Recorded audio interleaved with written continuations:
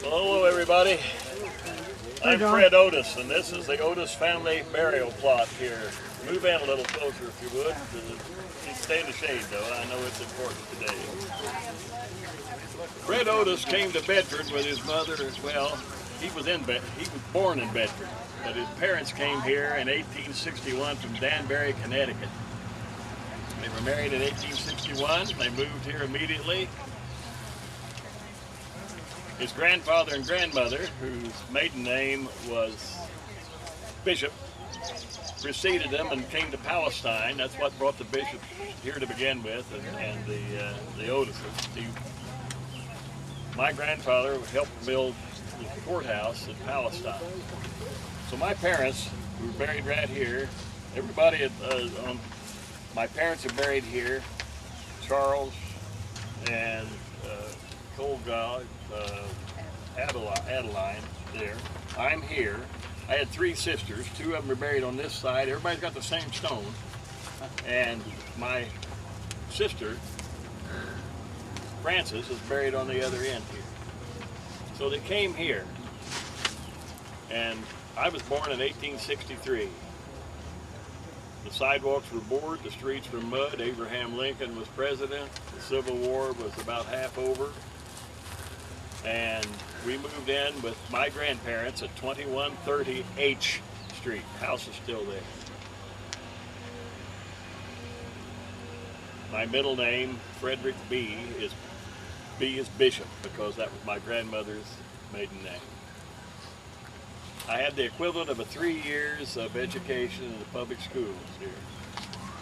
In 16, I started to work for Charles Yockey in the Weekly Banner newspaper office. Apprenticeship. I was a roller boy. Rolled the ink, I guess, across the type.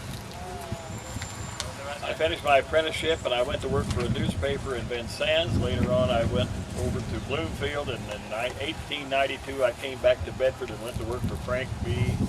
Hitchcock, who owned the then Bedford paper, and it was called the Weekly Mail. Bedford and Lawrence County has had about as many newspapers as it's had mayors. Some of them are single sheets, one piece. Some were Democrat newspapers, some Republican newspapers. All of them, if anything, were weekly newspapers. There were no daily. But I went to work for Frank Hitchcock, and he offered me a part interest in the paper, which I bought. I had lots of money because I never married, and neither did any of my three sisters. Okay. We all lived together. And we all died in the same place. None of us with any children. I'm the last of it. Fred Otis had one thing that the rest of us probably can't claim. He was a direct descendant of the Mayflower. That's quite a remarkable thing, and he was very proud of it. The Mayflower Compact of 1620. Well, at any rate, after coming along and working and learning more about the business why Mr. Hitchcock died, and there was an attorney named Brooks that came along, and he then assumed the ownership, but part of it was still owned by me. Well, I wound up with the whole paper, and then I sold it in the 30s to John Fuller, who was the president of the Bedford Publishing Company. And Fuller had already bought a paper. There were two newspapers in Bedford at the time, and the other was the Daily Times. The paper I sold to Mr. Fuller was the Daily Mail. So we wound up with the Times Mail. That's the way it came. Well, before I got out of the paper business, the property now known as Otis Park Golf Course and Pine Hall and that area became for sale. The people who owned it had a country club there, and they bellied up during the financial downturns in the 30s, which were still going up in the middle 30s. And Doug Smiley was the city editor for the Times Mail. and he talked me in, after several times, to buy the defunct Otis Park, what became Otis Park Golf Course, and the park. Now, I never played a game of golf in my life, never owned a golf club, never hit a golf ball, and I said many times, and it was quoted many times in my own newspaper, that anybody that played golf was crazy. So here's a fellow that never owned a car and never owned a house, winds up owning a golf course, which he promptly gave to the city of Bedford. Dot Murray was the mayor. Dot carried the mail on this and carried the water on this, and from there on, it became what it is today. Otis Park Golf Course and Park. Didn't he buy it for the children of the east side? And his rambling, in my rambling will, it talked about this being for people, for the children, the young people of the east side of Bedford. So that'd be Dutchtown. And his will is on file at the clerk's office, the courthouse in Bedford. But there's no one left. From a man whose family came here on the Mayflower, ends right here, with no family. No. Hi, I'm Cynthia Foote. I am Winthrop's wife of 30 years. Winthrop's not buried at this tombstone, but our family is here, and I'm going to tell you a little about them. I'm originally from Georgetown, Kentucky. Winthrop was a stocky young man who took his time to write me lovely letters and swoon my heart. And so I came up here, and we lived in Palestine, and it took 10 years for Winthrop to convince them, the county, to move the county seat from Palestine to Bedford. Winthrop also gave birth to the first baby in Lawrence County. He was a medical doctor. He also had a law degree. We raised 7 children together. Our first one is Zeba, and Zeba does not live in this area, or is not buried here, but he was a lawyer, and he was very well known. Our second was Minerva. Now Minerva found a wonderful man in Washington, D.C., and she married him, had 3 children, and she's buried there. Then I had Oscar. Oscar was a military man. Oscar was, he came to a tragic death. When he came back from the Mexican War, he had diabetes, and it was very sad. And Isis will talk a little bit more about her uncle when we talk about that. Then also I have, my next daughter was Amanda. Amanda met a woman, she met a man from Washington, Indiana, and he took her all the way there. They raised 3 children. Again, they have a grandson there named Zeba, after our great uncle of the family. And then my daughter Isis here will tell you about her. Hi, I'm Isis Foote. I died of type 2 fever at age 16. I wasn't married or didn't have any children to give my mother. I'm so sad. My father always talked about his brother Zeb, my uncle. My uncle Zeb was a surveyor for the federal government. On his first surveying trip, he came across a pond, and he decided, I could swim across this pond. And he was swimming across, and he got a cramp and died. Oh, it was so tragic. My father was devastated, so he went to go find his brother and bring him back here so he could be laid with us. Well, we're not quite sure that coming here to find his brother's remains or the fortune of Bedford limestone is what he came through. He started the Blue Hole quarry, and he would tell everybody he knew that Bedford limestone was the best, and they should have it on every house all around the country. After Isis Winthrop, my son was born. He was a farmer. Him and his wife did not have any children, so they're buried with us as well. And then I had a young daughter named Anna Marie. She passed away at age 2 of the measles because there was a huge breakout in Lawrence County, and you know that. Well, let me tell you why Winthrop's not buried here. After 30 years of marriage to this man, I'll tell you, he was crazy. He built a tomb for him and his brother to be in. Took 8 years to construct it. Inside the tomb, he has got a cast iron casket with a faceplate. You thought he was Pharaoh. Well, after that, they have both remains there. But after 30 years of marriage, I divorced him because I thought he was crazy. And his 2 sons also took him to court as well. Hi there, folks. How are you? Took him to court. And they thought for sure they were going to find him insane so that the boys could have the fortune to take care of. Well, no. After 12 men of his peers said he was sane as could possibly be. Well, 3 weeks later, he passed away. $100,000 then was left to the family. Of course, I wasn't married to him at that time, so I got not 1 penny, but that's okay. I became closer to God in my later years. Well, let me tell you why I would not let him be buried here. We had a huge argument. Remember I was telling you about Oscar? Oscar was born a military boy. Went into the military at 18, loved the military. He was a medic for the military, came back after the Mexican War, and then he got diabetes. Well, my husband was a pharmacist and a lawyer, but his true love was medicine. He let our young son, Oscar, go in there and take pills and die. He killed himself. He did an overdose. My husband, from that point on, we didn't talk. We didn't care. I didn't want to worry about what he did. I raised the children and went closer to God, because any man that would let their son do an overdose willingly was no husband of mine.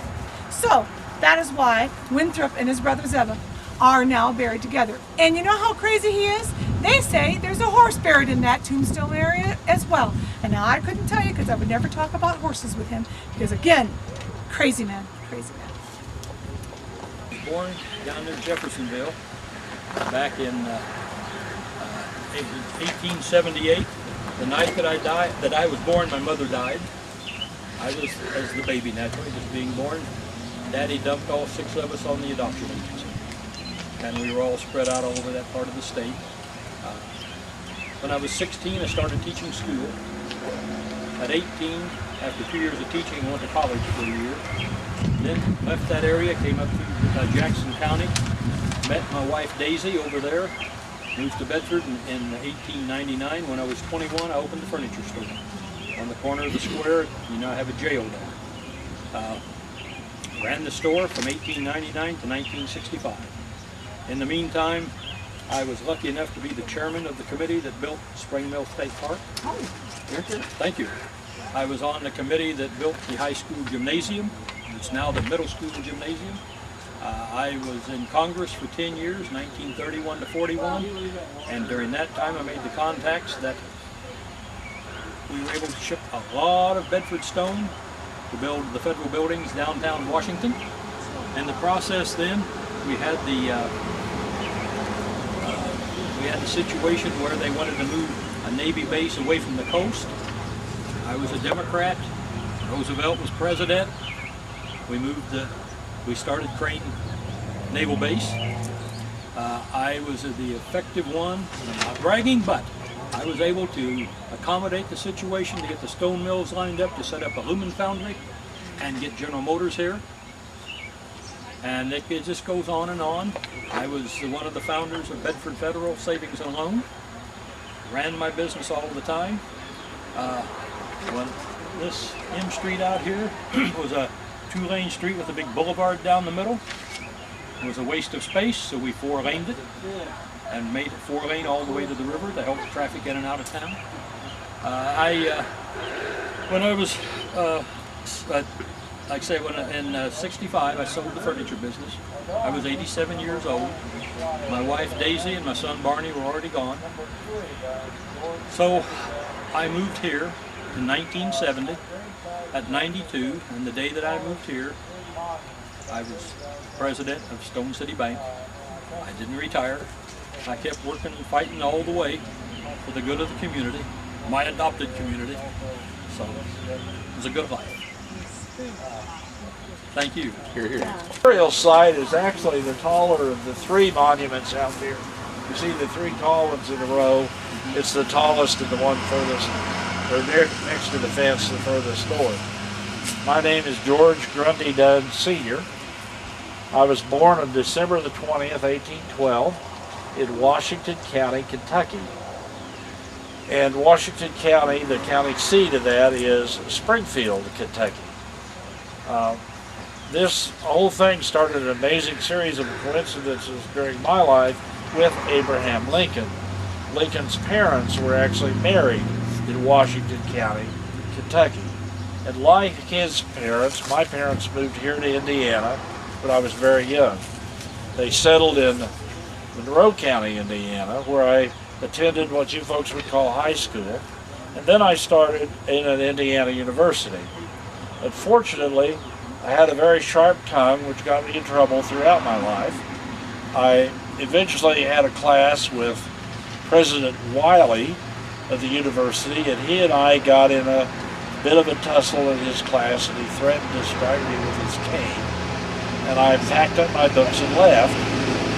I landed on my feet, however. I taught school in Switzerland County, Indiana, until I I'd saved $100 in cash, and I decided to move to Bedford.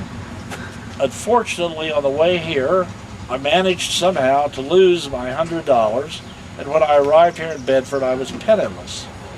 However, I again landed on my feet. I taught school here in Bedford for a while, and I read the law under a local attorney, Mr. Thompson, who later became Colonel Thompson during the Civil War. I was admitted to the practice of law in 1835, and I went into practice with Mr. Thompson. As it turned out, Abraham Lincoln, of course, also in Illinois, he read the law under an attorney. He did not go to law school, as I did not go to law school.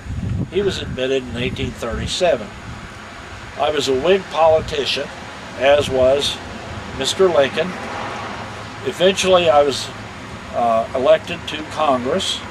I served one term in Congress, and it turned out that I served 2 terms in Congress, but my first term I served with Abraham Lincoln, and that was his only term in Congress.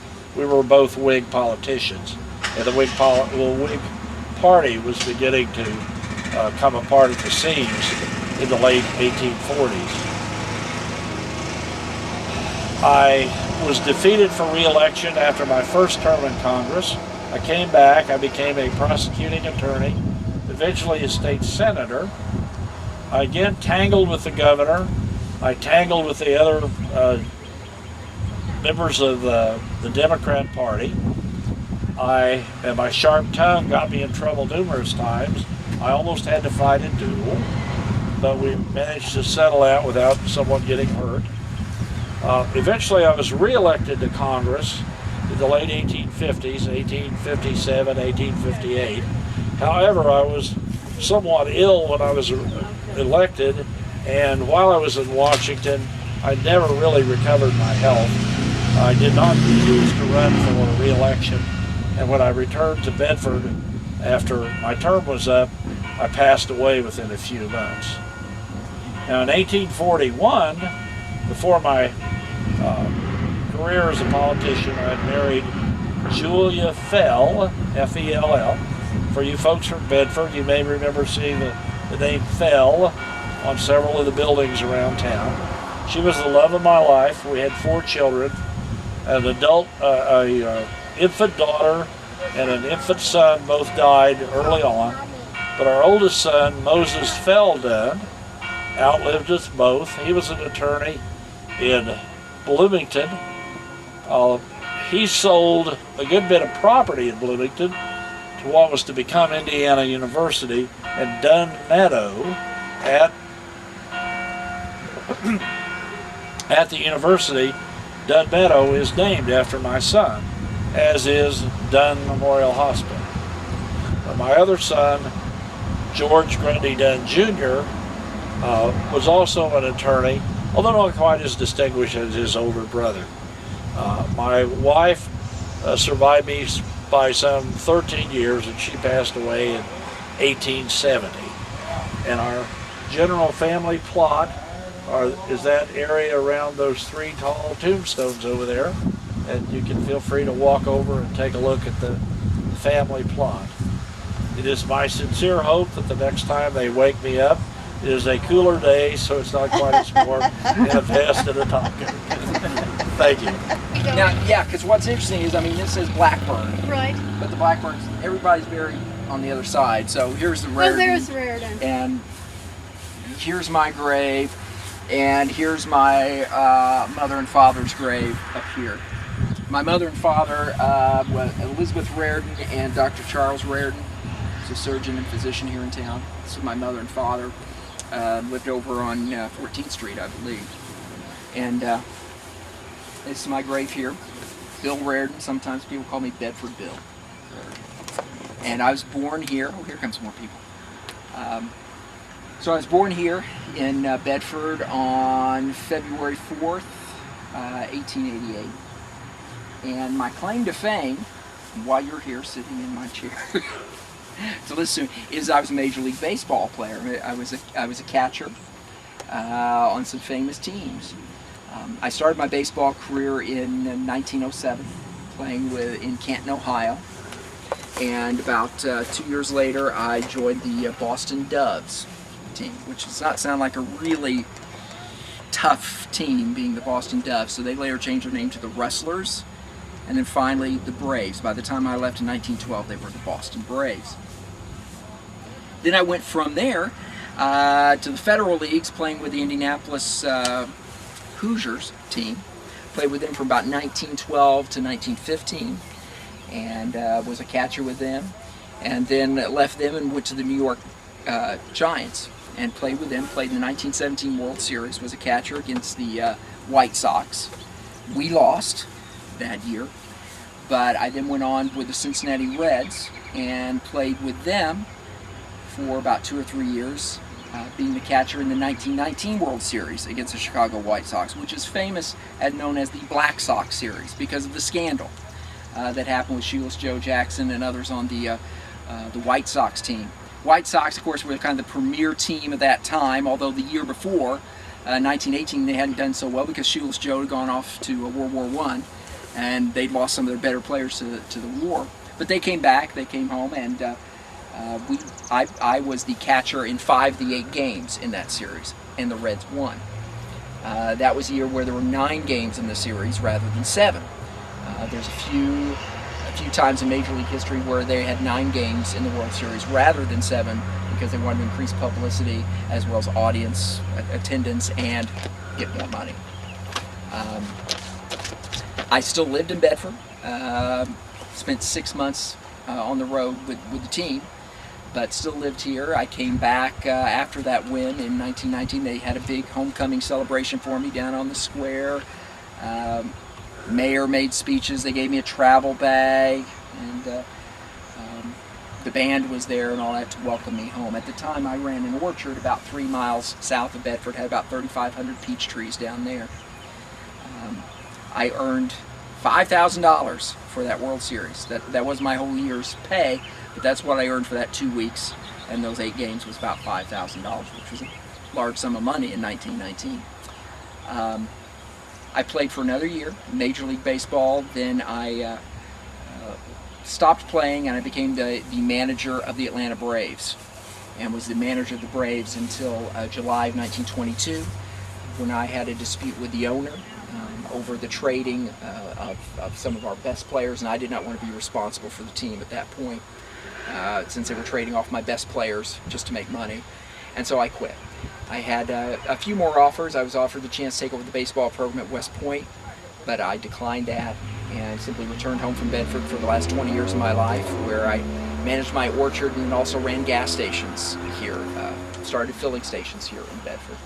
And I lived here until I was 54 years old. I died on August 28th, 1942, here in Dunn Hospital. And my funeral was just up there on the hill at Sherwood and Ferguson, and funeral home. And what did I die from? They said it was acute indigestion. What that might have been, I don't know. But that's kind of my claim to fame, and as I said, I'm buried here. I was married to Ruby, and we had a couple of daughters who moved away from Bedford and did not live here. That's my story. I don't know if she heard much of it, Nope. Okay, she's ready. but she could look at one of the best pieces of carving that ever come out of this stone belt right there. That's as good a carving as you'll see around. Yeah. I apprenticed under this fella, and that's why he got me here talking about him. Uh-huh. Hi. Hi. He carved all the way from World War I to the 1990s. I can answer any questions you might have about him. You apprenticed under him? Yes, I did. Wow. Is that 101 years? Yeah, I was in Texas working when he died. The paper called down there and all about it, you know, and wanted to know about him. And Man. 102. 102. Yeah. was he? I thought 101. Well, yeah, 101. Yeah, depending on when it was. They came to Bedford in 1906. So who carved his? Well, they did that by machine. Oh, okay. But this is not machine, that's old chisels. His dad and them did this one years ago. Family. Yeah. I've always loved that one. Oh yeah, it's one of the better ones in the cemetery. Oh, that hat. I thought it was a real hat. It's not, is it? No, he wore that old Theodore. He carved it all the time. That's all he ever wore.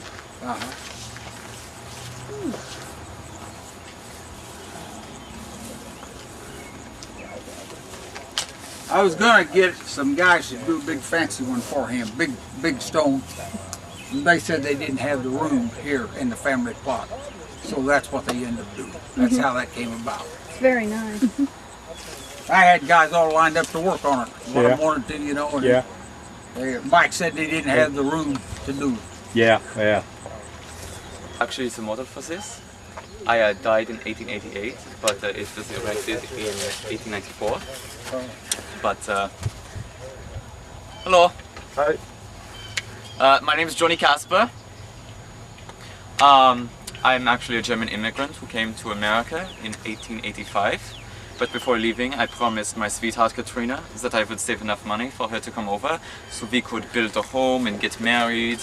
I was actually a stone sculptor who found a job here in Lawrence County and worked very hard day and night. By night I would count my money, but apparently not very discreetly enough, because two neighborhood women employed one of their daughters to befriend me and ask me to stay at their home. Soon after beginning to stay there, I began to lose a lot of weight and died soon after. According to the physician's report, because there were no coroners at the time, I died of kidney failure, when in reality it was arsenic poisoning. Oh my. The two women had been poisoning my food that I was eating there, and before the authorities got to my deathbed, they had emptied my case of all of its contents, all $500, which was just enough for Katrina to come over, but I never got to see her again. Now, I died in 1888, but I was the model for the statue, which was erected in 1894. Oh my goodness. So, yeah. Were you a stone cutter? Yeah. You were as German stone sculptor, yeah. Stone. Yeah. Actually, in this area of the cemetery is where a lot of is that what that is? German stone cutters are. There's Heiche over there, and my grave is right there, right next to the toolbox. Für 6 Monaten hätte ich in Heidelberg Heidelberg? besucht. Besucht? 6 Monaten hätte ich eine kleine Wohnung. Eine kleine Wohnung? Wohnung mit dem Army. Mit dem Army? Ja. Ja. Does that make sense? Ich spreche eine kleine Deutsch. Oh, okay. Ich spreche nicht Großdeutsch. Großdeutsch. Nein. Ja. It's getting so cold here, and that cold northern wind was blowing, and it wouldn't let me build a fire. Portraying Colonel Archibald Voris. Colonel Voris was born in Vevey, Indiana, which is in Switzerland County. It would be just south of us here.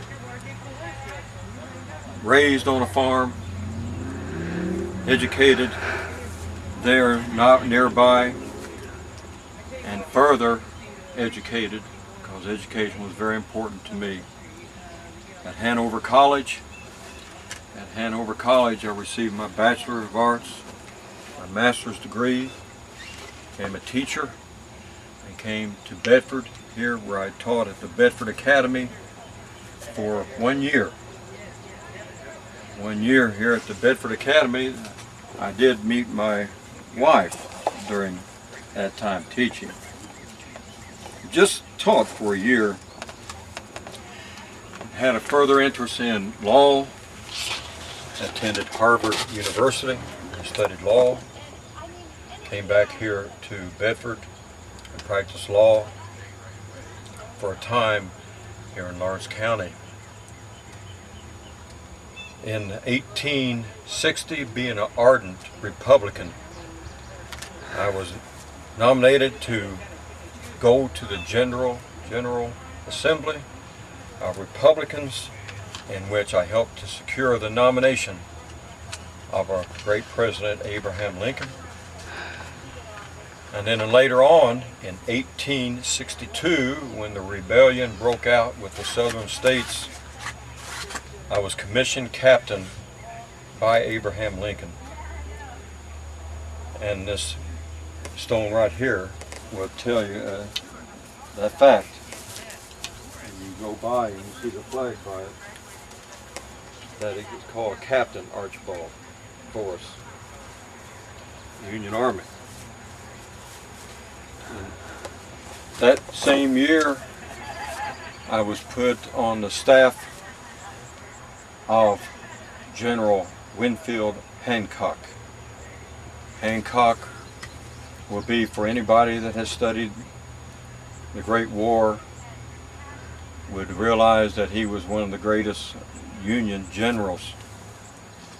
It was an honor to serve under such a great man. I was with him at Gettysburg, Chancellorsville, Petersburg, right there working with the general on a daily basis. After the war, came back, got involved with business, started the Dark Hollow quarries, and if you ever go down into Indianapolis and see the magnificent State House building, there, that limestone, every stone came out of Lawrence County and the Dark Hollow quarries. Later, I expanded the limestone business because I thought there was a great future in that, and the quarries north of Oolitic was part of that venture. Also got into railroading and also in banking. For those of you that remember the old Citizens National Bank, I was starting of that. So, other than, of course, being on the staff of the great General Hancock, meeting our President Abraham Lincoln, being a businessman and a lawyer and a teacher, the greatest thing though to happen in my life was I got to marry my wife here, and she'll tell you a little bit more about that. My name is Antoinette Rollins Boris. My family and my friends would have called me Nettie. I was born here in Lawrence County. I was born not far from here on a farm, which is on a street now called I Street. Shortly after I was born, though, my family and I moved to a house that my father had built on 15th Street in Bedford, close to J Street. And that's where I lived the rest of my growing up years. My father, speaking of my father, he is one of the people who was responsible for the city of Bedford having the name Bedford. He would always tell us about how he was summoned to a meeting that the men were having to try to decide what the name should be, and they couldn't decide. And they just wanted to know what his opinion was, what he would suggest. And he suggested Bedford for Bedford County, Tennessee. And they must have thought that was a good suggestion because that's the name that they all chose. But he was very proud of that he was involved with that, and he would tell us that story over and over and over through all the years of his life. I went to the Bedford Academy, which was located in the church, and this is where I met Colonel Boris. He was my teacher. And I was the first female of the first class to accomplish I completed the subjects necessary to go on to further education. And so I went on to Asbury Female College, and I graduated from there in 1858 as the salutatorian of my class. From there I came back to Bedford, and I married the colonel. And we started a family in 1860. We had our first child who passed away at birth. The baby was stillborn. We had another child in 1861 who passed away in 1863. Only one of our children lived to adulthood, and that's Joseph Rollins Forrest, who's buried on the other side of this monument. And he lived to adulthood and had children of his own. My husband, when he went to the service for the War of the Rebellion, he was in Virginia while he was stationed there. I went to visit him, and I was there several weeks, and I was fortunate enough to be able to see the president at the time, Abraham Lincoln. He would come from Washington City to review the troops, And it was exciting to be able to see that event, to see him do that. In fact, my sister-in-law Jenny and I, we were invited to the White House for the last reception hosted by the President and Mrs. Lincoln, which was very exciting for us. As the war was coming to an end in 1865, while he was still in the service, I was here. I was fortunate enough to be able to acquire some property, and we had a house there, and it was on the corner of 13th and K Street. The building there now is called Hawk House, if anyone is familiar with that location. And that's where we lived after the war years. We lived there then for the rest of our lives. He was busy with his business interests. I concerned myself with the community. I was part of my church work, which was the Presbyterian Church, but I was also part of a group called the Ladies of the Round Table. And the Ladies of the Round Table, of which I was a charter member, we were responsible for bringing the library to Bedford. There was no library here, and I felt there needed to be one here. I'd been to Boston and there was one there, and I thought that Bedford would benefit from a library as well. And we were successful in getting the Council of Bedford to allow us to start a library. First it was operated out of the Baptist Church, but in a short time we were able to get Andrew Carnegie, who you may have heard of, to build the building that we have here now as the public library. As you know, he built a lot of libraries throughout the country, and so we were able to have the library here. So that was something that I was pretty proud of. My husband passed away in 1911, and when he passed away, the city of Bedford, this was customary for them to do, they lowered their flags for 30 days in honor of his service to the Union during the war. And that was in 1911, and I myself passed away in 1933 at the age of 93. Where am I right now? You're at the Lemon Mausoleum. Okay. I am Charles Miller Lemon, and this is my wife, Harriet Morgan Lemon. And there. Okay, nice meeting you. Yes, nice to meet you. Yeah. Who are you, sir? I'm John Abel. Okay, well now I've met you. Yeah. Well, I've been dead for about 93 years, and while alive, I was one of the first men in Bedford to have an automobile. So back then that was something we were actually, as they were just saying, we were the first to have an automobile in Bedford. But anyways, I was a businessman. Pardon me.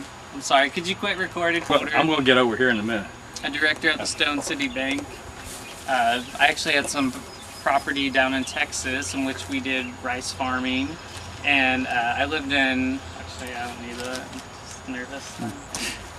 He's just nervous. I lived in Lawrence County my whole life. My father, he had a sawmill in Mitchell, and that's where I worked in my early years. I was an ordinary laborer, and that's actually where I met my wife Patty at. She was a school teacher, and I called upon her and told her that if she needed help with her examinations, I could be of great assistance, and she took me up on it. So we've been married ever since. What was it, about a year later we got married. And then 2 years later, we had our first daughter. 3 years later, we moved to Bedford. And when we moved to Bedford, that's where I became a Mason. I was a member of the Rotary, a superintendent at the Baptist Sunday School. And I actually ran for mayor one year, but did not get elected. But people remember me for my platform on Sunday, or closing saloons on Sundays, just so that we wouldn't have to step over drunks on our way to church. So that's enough about me. I am Harriet Morgan Lemon, and I grew up in Richmond, Indiana. After obtaining a diploma and a license to teach primary school, I accepted a teaching position in Mitchell, Indiana, where I met my future husband. In the fall of 1878, I came to Mitchell to begin teaching. I was armed with excellent recommendations from my previous supervisors, and all were written in Spencerian hand. One supervisor commented that my manner of instruction, skill of discipline, and power to hold attention was surpassed by few. Another described me to be a lady of unexceptionable moral character. I was a strong adherent of the Baptist Church and attended statewide meetings of Baptist church women. I participated in a number of ladies' study groups in which papers were presented and coalitions elegantly served. In 1896, I graduated from Chautauqua Literary and Scientific Circle. Charles and I had 3 daughters. Jeanette Louise Lemon, who was born August 18th in 1882 in Mitchell, Indiana. And when she was still a little girl, our family moved to Bedford. And as an adult, she married Arthur Bestor, who was a professor of hers at Franklin College. Our second daughter, Jessamine Frances Lemon, died in 1903 at the age of 18 in DeLand, Florida. Before her death, she was in very poor health and had been for some time. So she went to Florida for the winter to recoup and to attend Stetson College. Her tragic death was the result of an accident that had occurred in California. While attending a ball game, she was struck in the head by the ball, and the injury finally resulted in her death. Our family was devastated, and she is buried here in the Lemon Vault. Our third daughter, Mary Morgan Lemon, was our youngest and was born in Bedford in 1892. She graduated Bedford High School in 1910 and in 1915 graduated from Vassar College in Poughkeepsie, New York, where she studied medieval French literature. In 1917, she married John Darrow. They had 3 children, John Norman Darrow, Jean Darrow, and Charles Malcolm Darrow. At the time of her death, in 1987, she was a widow who was living with her daughter Jean in Seattle, Washington. I was the oldest of 3 sisters. My 2 younger sisters, Nellie and Alice Morgan, generally lived with our family here at our home in Bedford, which was located at 15th and M Street. Our brother, Fairfax Morgan, also lived in Bedford and worked as a miller at the Lemon Mill. I died in July of 1935 at the home of my daughter, Mary Darrow, in Manhasset, Long Island, New York. And now I am buried here in the Lemon Vault. Hi, I'm Dr. Joseph Gardner. I was born in 1833. My wife and I actually grew up in Clark County, which is just across the river from Louisville. I went to school, medical school actually, in Louisville and became a doctor and a surgeon. About that time was when the Civil War is going strong, and I actually was in a medical field there in the Civil War, taking care of our soldiers. During that time I was appointed commandant of the Marine Hospital in Louisville and served there several years until the war was over. Moved back to Bedford with my second wife. Our home in Bedford is now City Hall, and her father was a banker and actually had given that house to us for us to live in. And as I said, it's now City Hall. I actually met my third wife, Enola, at the Jamestown flood. After the war was over, we did a lot of relief work with the Red Cross, and I actually met her at the Jamestown flood. And then I'll let you take it from there. Well, President Abraham Lincoln had put Clara Barton from the Red Cross in charge of rosters of missing soldiers. And she was a great nurse, but she wasn't a great record keeper. So she hired me, and I became her right hand.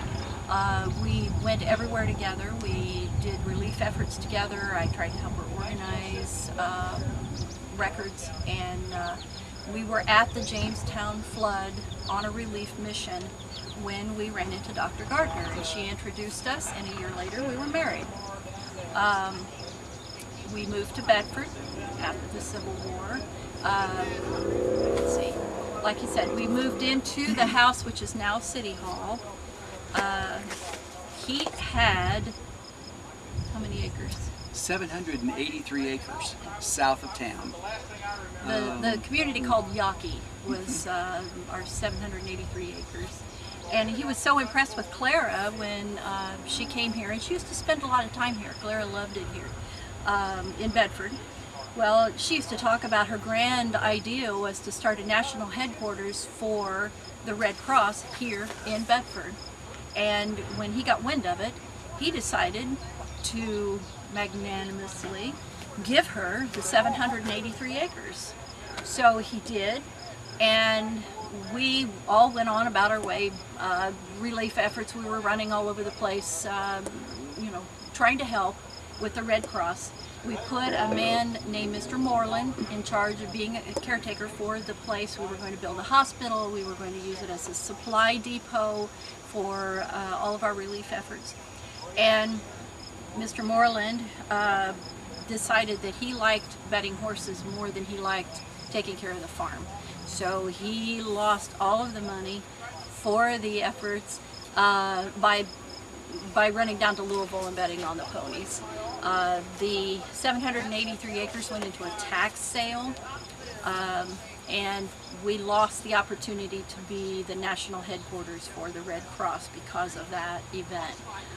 In 1904, because Dr. Gardner had invented the first chemical fire extinguisher and sold the patent for $10,000, which was a lot of money back then, we were able to buy the 800 acres back, and we moved back to the farm and built another log cabin there, donated what is now City Hall. We donated that house to the city, and it's been City Hall ever since.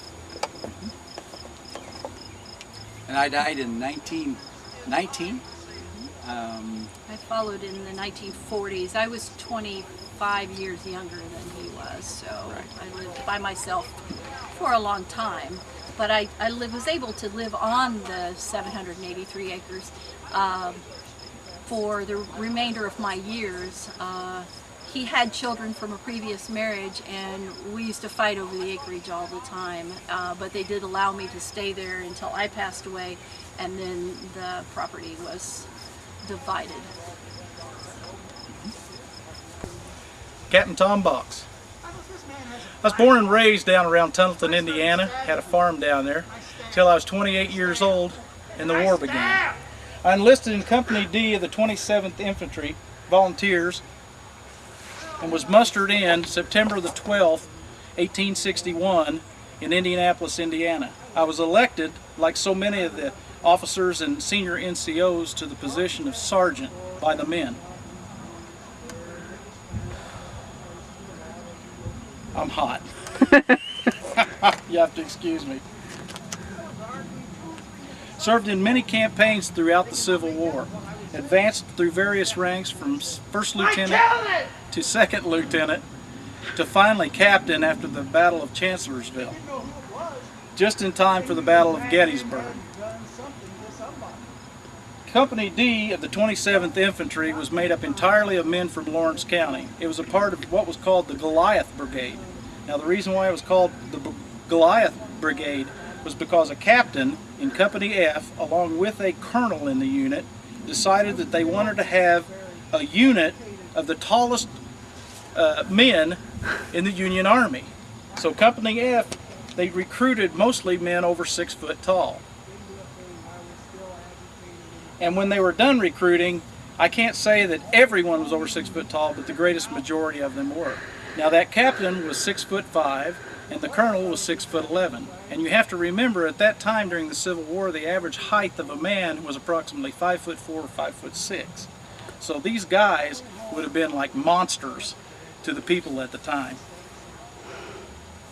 Well, anyway, when we get to Gettysburg, we ended up fighting on the third day at the northern end of the Union line at a place called Culp's Hill. At the foot of Culp's Hill is a spring called Spangler's Stream.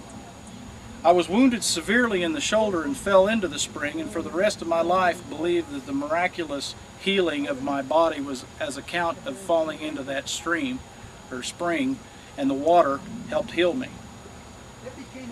Later on in the war, we were transferred to the Army that was generaled by General Sherman for the March to the Sea. When we got into Georgia, at a place called Rescue, Georgia, General Johnson of the Confederates set up a defensive line, and we charged twice. At the end of the second charge, Company D was out ahead of the rest of the Union Army. We were facing the 38th Alabama Infantry Unit, and Colonel Langston of that unit grabbed their battle flag and started waving it at us, taunting us. Well, it upset me and the men, and we charged the flag. I grabbed the flag, the colonel brought his sword down, I brought my sword up, the swords met, the colonel demanded my surrender, I demanded his. We were at stalemate. I looked over my shoulder and saw one of my men with his rifle aimed at the colonel, and I told him to shoot the colonel dead if he didn't surrender. The colonel released the flag and gave me his sword and surrendered, and for this I was awarded the Congressional Medal of Honor. I moved back to Bedford in 1864 when I mustered out of the Army. I set up a livery and hack business around 16th and 8th Street where there's a car wash now. The size of my livery barn was approximately 1 block in size. We did a brisk business during the summertime whenever the fair was going on up at 3rd Street, where we'd shuttle people back and forth from downtown Bedford. In 1906, I ran for sheriff and was elected. And sometime around 1906 or 1907, I was at a downtown saloon having a few drinks with a fellow by the name of Reith, and the mayor of Bedford and the prosecuting attorney. Well, words were spoken and we got into a fight. A lot of people said that I come out on the losing end of that fight, but the last thing that I remember was I told them I was going to the sheriff's office to get my gun. I headed out the front door, and the mayor and the prosecuting attorney headed out for Bedford City Hall to get Officer Gibson of the Bedford Police to arrest me. Well, when they got to Gibson, Gibson told them the same thing that Indiana law says today, that the only person that can arrest the sheriff of the county is the coroner of the county. So there was nothing he could do. So he and the mayor and the prosecuting attorney headed back to the saloon, came in the back door, grabbed Reith and drug him out just as I was coming in the front door. And that's how the sheriff of Lawrence County did not become a murderer on that day. Later on, I moved in with my daughter Emma down around 25th and J Street, and then on December 18th, 1914, I died of pneumonia at the age of 81. Good evening. I'm Dr. Ben Newland. I'm a Lawrence County boy that grew up here, loved it here, stayed here all of my life, except for a short period of time that I was in the military during the Civil War. I was born in the area close to Valonia in 1821. My father was one of the founding members of the Leatherwood Christian Church. He spoke from the pulpit there as a lay minister for 22 years with no compensation. To support our family, he had 2 separate mail routes that he contracted for. One was from Versailles to Bedford, and the other was from Orleans to Indianapolis. And as a 13-year-old boy, I assisted in these runs.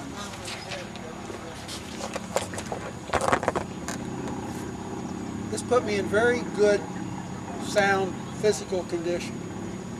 By 1818, 1819, or 1828, 1829, I was splitting rails just like Abraham Lincoln, and I probably have over 10,000 of them in my credit.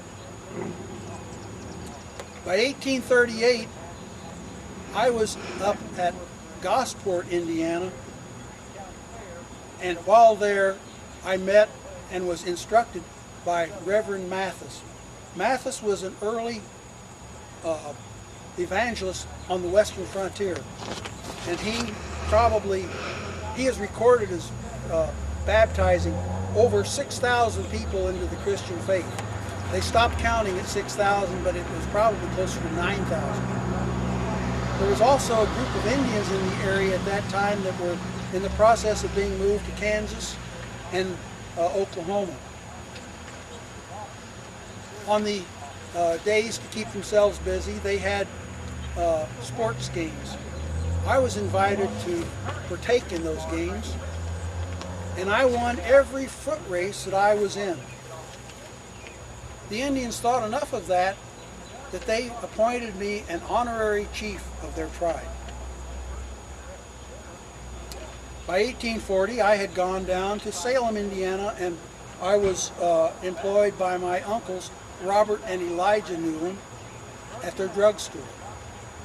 Elijah was also the town doctor, and I thought so much of his practice that I asked him if he would let me apprentice under him, and I did for 2 years. And then in 1845, I came to Bedford and opened up my own practice on the northeast corner of the Bedford Square. By 1849, I was a captain in the militia because I was very good in persuading and guiding other people. In 1850, I took my cousin, Wes Newland, into my practice, and he was an apprentice under me the way I had been an apprentice under my uncle. I wasn't happy with being just a run-of-the-mill country doctor. I went to Lexington and Louisville and took short specialty courses, and I became one of the outstanding surgeons and outstanding doctors of southern Indiana.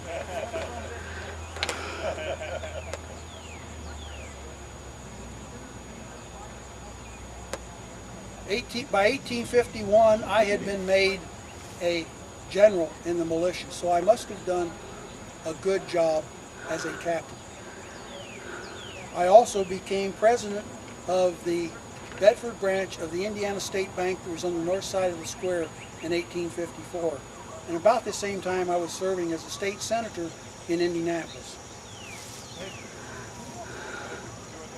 When the Revolutionary War broke out, or when the war between the states broke out, I was enlisted as a surgeon in the medical corps of the Indiana Army. I was sent to Missouri and put in charge of the Central Missouri medical facilities. And one of the first things I did was I organized a 4,000-bed hospital. Now, hospitals were important not only for military casualties, but camp sanitation was so bad that many men were dying of scarlet fever, cholera, other what we would today consider minor things, but we discharged a lot of men to come back home under the expectation they were going to die anyway. I opened up a 5,000-bed hospital shortly before the Battle of Pea Ridge in Missouri.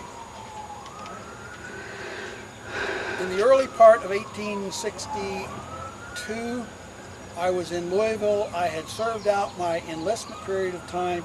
I did not re-enlist. But after the Battle of Perryville, I went down for a week after the battle was over, exercising my surgical skills on the many, many casualties of the battlefield. When I came back home after that, I reopened my practice. I became again involved in all the community events. I was active in the Lawrence County Medical Society. I was active in the State Medical Society. I was a delegate to the National Democrat Convention. The most unfortunate day of my life occurred in March 5, 1862. That was the day my daughter Helen had returned from Terre Haute, where she had been attending a boarding school learning to paint.